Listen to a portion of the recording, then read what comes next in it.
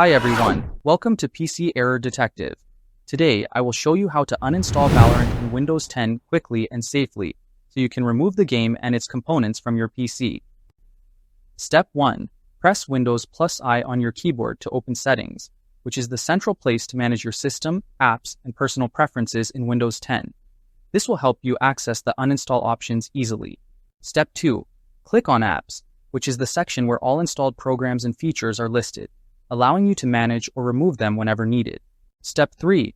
Under Apps and Features, scroll down to find Riot Vanguard, which is the anti-cheat software used by Valorant, and click Uninstall.